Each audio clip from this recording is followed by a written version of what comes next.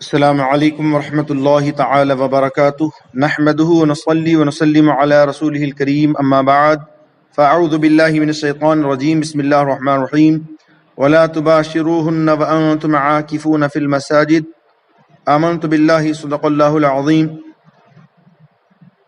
درود پاک پڑھیے اللہم صلی علی سیدنا محمد وعلی آلہ وصحبہ اجمعین۔ میں آپ کا خادم فقیر محمد فیاض علی قادری رضوی، خطیب و امام مسجد واحد نا گلشن بغداد بنگلور، اعتکاف کے حوالے سے کچھ مسائل اور ضروری باتیں گوش گزار کرنے کے لیے حاضر ہوا ہوں۔ چونکہ آج 20 رمضان مبارک ہے، آج غروب آفتاب سے پہلے اعتکاف کے لیے مرد حضرات مسجد میں داخل ہو جائیں اور عورتیں اپنے گھروں میں جو مسجد بیت ہے، یعنی جو جگہ نماز پڑھنے کے لیے مقرر کر رکھی ہے، اس جگہ میں داخل ہو جائیں اعتکاف سنت کی نیت کر کے، اور جب چاند نظر آ جائے تب اعتکاف سے باہر آئیں۔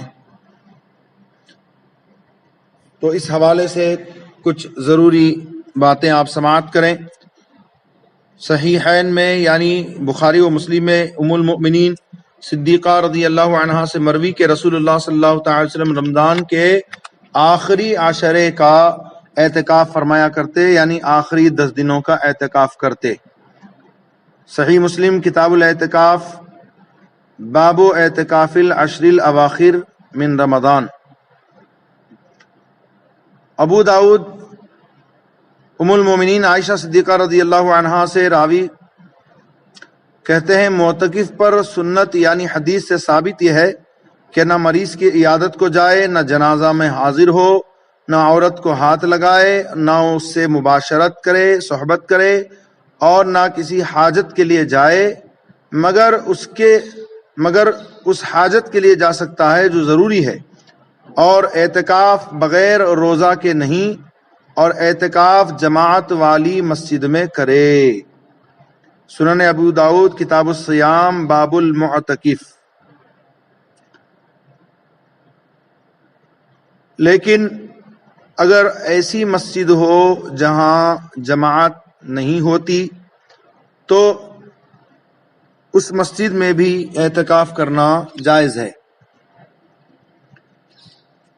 ابن ماجہ سیدنا عبداللہ ابن عباس رضی اللہ عنہما سے روایت کرتے ہیں کہ رسول اللہ صلی اللہ تعالی وسلم نے معتکف کے بارے میں یعنی اعتکاف کرنے والے کے بارے میں فرمایا، وہ گناہوں سے باز رہتا ہے اور نیکیوں سے اسے اس قدر ثواب ملتا ہے جیسے اس نے تمام نیکیاں کیں۔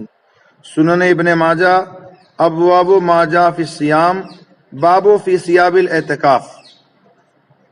بیہقی امام حسین رضی اللہ عنہ سے راوی کہ حضور اقدس صلی اللہ تعالی وسلم نے فرمایا، جس نے رمضان شریف میں 10 دنوں کا اعتکاف کر لیا تو ایسا ہے جیسے 2 حج اور 2 عمرے کیے۔ سبحان اللہ۔ شعب الایمان باب فی الاعتکاف۔ مسجد میں اللہ عز و جل کے لیے نیت کے ساتھ ٹھہرنا اعتکاف ہے، اور اس کے لیے مسلمان عاقل اور جنابت و حیض و نفاس سے پاک ہونا شرط ہے۔ بلوغ شرط نہیں، یعنی بالغ ہونا شرط نہیں ہے، بلکہ نابالغ جو تمیز رکھتا ہے اگر بنیت اعتکاف مسجد میں ٹھہرے تو اعتکاف صحیح ہے۔ بہار شریعت حصہ پنجم جلد اول بحوالہ عالمگیری، در مختار، رد المختار وغیرہ۔ مسجد جامع ہونا اعتکاف کے لیے شرط نہیں کہ جامع مسجد ہی میں اعتکاف ہو سکتا ہے، بلکہ مسجد جماعت میں بھی ہو سکتا ہے۔ مسجد جماعت وہ ہے جس میں امام و مؤذن مقرر ہوں، اگرچہ اس میں پنجگانہ جماعت نہ ہوتی ہو، اور آسانی اس میں ہے کہ مطلقاً ہر مسجد میں اعتکاف صحیح ہے اگرچہ وہ مسجد جماعت نہ ہو، خصوصاً اس زمانے میں کہ بہت ساری مسجدیں ایسی ہیں جن میں نہ امام ہے نہ مؤذن۔ بہار شریعت حصہ پنجم بحوالہ رد المختار۔ سب سے افضل مسجد حرم شریف میں اعتکاف ہے، پھر مسجد نبوی میں علی صاحبہ الصلاۃ والتسلیم، پھر مسجد اقصی میں، پھر اس میں جہاں بڑی جماعت ہوتی ہے۔ عورت کو مسجد میں اعتکاف مکروہ ہے، بلکہ وہ گھر میں ہی اعتکاف کرے۔ مگر اس جگہ کرے جو اس نے نماز پڑھنے کے لیے مقرر کر رکھی ہے، جسے مسجد بیت کہتے ہیں۔ تو مسجد بیت میں اگر عورت معتکف ہوئی اور بغیر ضرورت شرعی اور ضرورت طبعی، اس کا بیان آگے آتا ہے، اس کے علاوہ اگر وہ مسجد بیت سے نکل گئی ایک لمحے کے لیے صحیح اور اگرچہ گھر ہی میں رہی تو بھی اس کا اعتکاف ٹوٹ جائے گا۔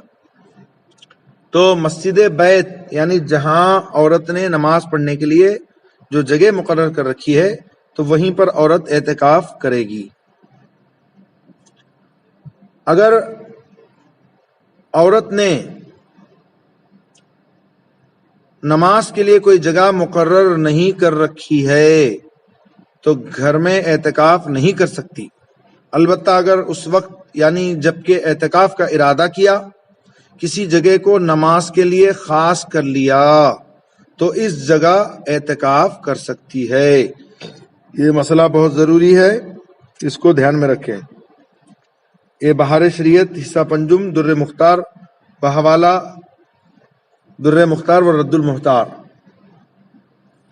تو اعتکاف کی 3 قسمیں ہیں، جن میں سے رمضان شریف کا اعتکاف جو ہے وہ اعتکاف سنت موقدہ ہے کہ رمضان کے پورے عشرے اخیرہ یعنی آخر کے 10 دن میں اعتکاف کیا جائے، یعنی 20ویں رمضان کو سورج ڈوبتے وقت اعتکاف کی نیت سے مسجد میں داخل ہو اور 30ویں کے غروب کے بعد یا 29 کو چاند ہونے کے بعد نکلے۔ اگر 20ویں تاریخ کو بعد نماز مغرب نیت اعتکاف کی تو سنت موقدہ ادا نہ ہوئی اور اعتکاف جو ہے اس کا نفل ہو گیا۔ اگر مغرب کے بعد 20ویں کے مغرب کے بعد اس نے نیت کی تو 20ویں تاریخ کو بعد نماز مغرب اس نے اعتکاف کی نیت کی تو یہ سنت موقدہ اعتکاف نہیں ہوگا، نفل ہو جائے گا۔ اور یہ اعتکاف یعنی رمضان شریف کے عشرے اخیرہ کا اعتکاف سنت کفایہ ہے کہ اگر سب ترک کریں چھوڑ دیں تو سب سے مطالبہ ہوگا، اور شہر میں ایک نے کر لیا تو سب بریء الذمہ ہو جائیں گے۔ یہ جو اعتکاف سنت موقدہ ہے اس کے لیے روزہ شرط ہے، لہٰذا اگر کسی مریض یا مسافر نے اعتکاف تو کیا مگر روزہ نہ رکھا تو سنت ادا نہ ہوئی بلکہ نفل ہوا۔ اعتکاف کرنے والے کو یعنی معتکف کو مسجد سے نکلنے کے 2 عذر ہیں، یعنی 2 عذر کی وجہ سے وہ مسجد سے نکل سکتا ہے۔ ایک حاجت طبعی کہ مسجد میں پوری نہ ہو سکے، جیسے پاخانہ، پیشاب، استنجا، وضو اور غسل کی ضرورت ہو تو غسل، مگر غسل و وضو میں یہ شرط ہے کہ مسجد میں نہ ہو سکیں، یعنی کوئی ایسی چیز نہ ہو جس میں وضو و غسل کا پانی لے سکے، اس طرح کے مسجد میں پانی کی کوئی بوند نہ گرے کہ وضو و غسل کا پانی مسجد میں گرانا ناجائز ہے۔ اور لگن وغیرہ موجود ہے کہ اس میں وضو اس طرح کر سکتا ہے کہ کوئی چھینٹ مسجد میں نہ گرے تو وضو کے لیے مسجد سے نکلنا جائز نہیں، نکلے گا تو اعتکاف جاتا رہے گا۔ یوں ہی اگر مسجد میں وضو و غسل کے لیے جگہ بنی ہو یا حوض ہو تو باہر جانے کی اب اجازت ہے۔ دوم حاجت شرعی، مثلا عید یا جمعہ کے لیے جانا یا اذان کہنے کے لیے مینارے پر جانا، جبکہ مینارہ پر جانے کے لیے باہر ہی سے راستہ ہو، اور اگر مینارے کا راستہ اندر سے ہو تو مؤذن کے علاوہ بھی اذان دینے کے لیے مینارے پر جا سکتا ہے، جبکہ اس کا راستہ مسجد کے اندر سے ہو۔ قضائے حاجت یعنی پیشاب پاخانہ وغیرہ کو گیا تو طہارت کر کے فوراً چلا آئے، ٹہرنے کی اجازت نہیں۔ جمعہ اگر قریب کی مسجد میں ہوتا ہے تو آفتاب ڈھلنے کے بعد اس وقت جائے کہ اذان ثانی سے پہلے سنتیں پڑھ لے، اور اگر دور ہو تو آفتاب ڈھلنے سے پہلے بھی جا سکتا ہے، مگر اس انداز سے جائے کہ اذان ثانی کے پہلے سنتیں پڑھ سکے، زیادہ پہلے نہ جائے۔ اور اگر اسی مسجد میں جہاں پر اس نے اعتکاف کیا ہے جمعہ کی نماز ہوتی ہے تو وہ جمعہ کے لیے دوسری مسجد میں نہیں جا سکتا، دوسری جگہ وہ نہیں جا سکتا۔ تو معتکف یعنی جو اعتکاف میں بیٹھے وہ چپ نہ رہے، نہ کلام کرے، نہ تو کیا کرے؟ یہ کرے قرآن شریف کی تلاوت، حدیث شریف کی قرأت، درود شریف کی کثرت، علم دین کا درس و تدریس، نبی کریم صلی اللہ تعالی وسلم و دیگر انبیاء کرام علیہ السلام کے سیر و اذکار و اولیاء و صالحین کی حکایت اور امور دین کی کتابت۔ تو بہت ساری چیزیں ایسی ہیں جس سے جو آپ اعتکاف کی حالت میں نہیں کر سکتے، اگر کریں گے تو اعتکاف ٹوٹ جائے گا۔ تو بہت سارے ہمارے بھائی ان مسائل سے واقف نہیں ہوتے اور جو ہے ان کا اعتکاف ٹوٹ جاتا ہے۔ تو ضروری ہے کہ آپ پہلے مساجد کے حدود کو جان لیں کہ کہاں تک مسجد ہے، کیونکہ خارج مسجد جو مسجد کا حصہ نہیں ہے، جیسے عموماً پوری عمارت کو مسجد کہہ دیا جاتا ہے، لیکن اصل مسجد وہ ہے جس کو متولی نے، بانی نے کہہ دیا ہو کہ مسجد ہے۔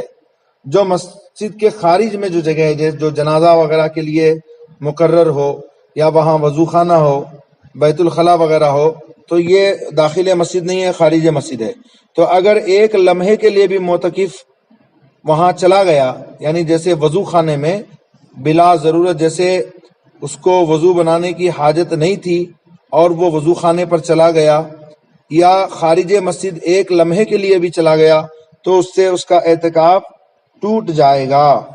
اس لیے جن مسجدوں میں وضو خانے اصل مسجد سے بالکل متصل یعنی ساتھ ہی ملے ہوئے ہوتے ہیں، اور وہاں عموماً جو ہے وضو خانوں کو بھی لوگ مسجد کا حصہ سمجھتے ہیں اور اعتکاف کی حالت میں بے دھڑک وہاں آتے جاتے رہتے ہیں، خوب سمجھ لینا چاہیے کہ اس طرح اعتکاف فاسد ہو جاتا ہے۔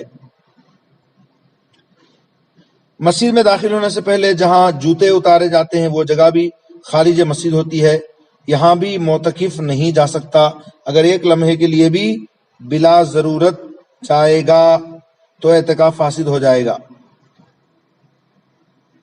بعض مساجد میں امام مسجد کے رہنے کے لیے مسجد کے ساتھ ہی کمرہ وغیرہ بنا رہتا ہے، تو یہ کمرہ بھی مسجد سے خارج ہوتا ہے، اگر وہاں بھی معتکف جائے گا تو اعتکاف ٹوٹ جائے گا۔ بعض مساجد میں اصل مسجد کے بالکل ساتھ ہی بچوں کو قرآن وغیرہ پڑھانے کے لیے، مدرسہ پڑھانے کے لیے جگہ بنائی جاتی ہے، مدرسہ بنایا جاتا ہے، تو اس جگہ کو بھی جب تک بانی مسجد نے مسجد قرار نہ دیا ہو اس وقت تک معتکف کے لیے اس میں جانا جائز نہیں ہے۔ بعض مسجدوں میں مسجد کی دریاں، صفیں، چٹائیاں اور دیگر سامان رکھنے کے لیے کمرہ الگ سے بنا دیا جاتا ہے، تو یہ بھی خارج مسجد ہوتا ہے، تو جب تک اس کو بانی مسجد نہ کہے معتکف کا اس میں جانا جائز نہیں ہے۔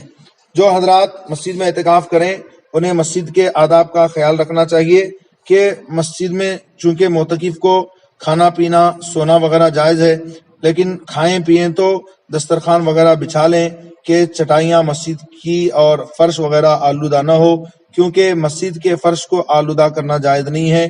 اور ضرورتاً معتکف کے لیے دنیاوی گفتگو کرنا ضرورتاً جائز ہے، بلا ضرورت جائز نہیں ہے۔ جو بات ضروری ہو اسے وہ کر سکتا ہے تو اچھی بات کرے، بری بات نہ کرے، اور اکثر و بیشتر اوقات تلاوت قرآن، ذکر و اذکار، تسبیحات و تحلیلات، درود شریف اور احادیث کریمہ پڑھنے، سیرت رسول کا مطالعہ اور دیگر دینی کتابیں اور مسائل کی کتابیں پڑھنے میں لگائے۔